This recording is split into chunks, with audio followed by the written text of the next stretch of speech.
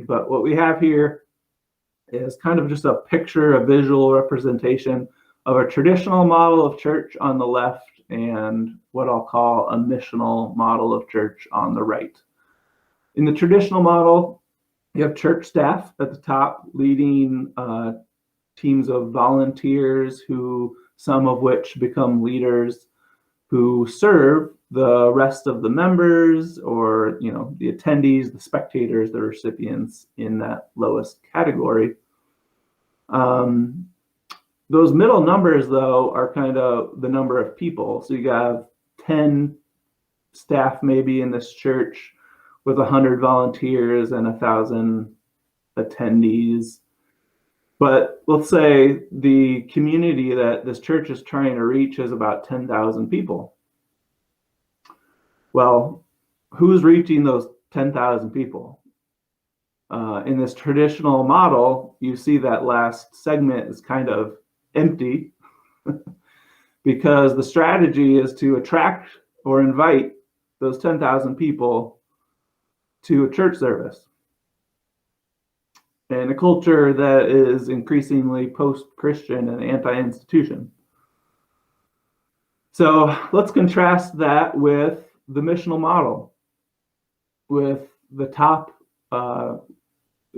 being people who are equipping people to go on mission. They may be staff, paid or unpaid, who are equipping people to be leaders and church planters, who then go out as missionaries into their neighborhoods, into their everyday contexts, their work, their baseball teams, their kids' parent groups of baseball teams, and what have you. And they form smaller communities, as you see at the bottom there of those small triangles. You can call those something like a microchurch. You can call them a missional community. And those are small groups of missionaries going out to reach those 10,000 people.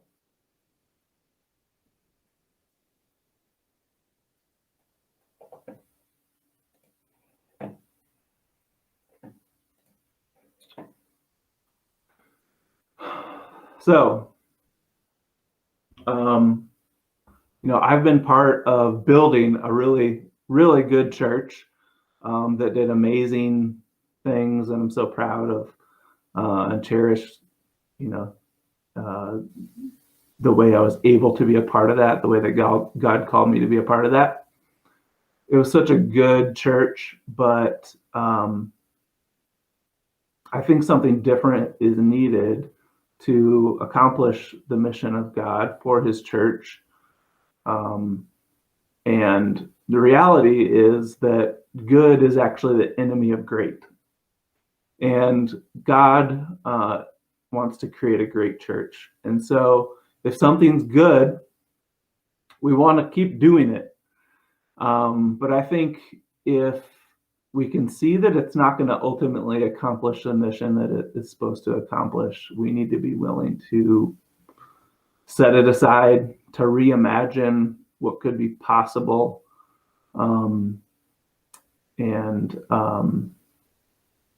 just reconsider and recontextualize how God is calling us to build his church today.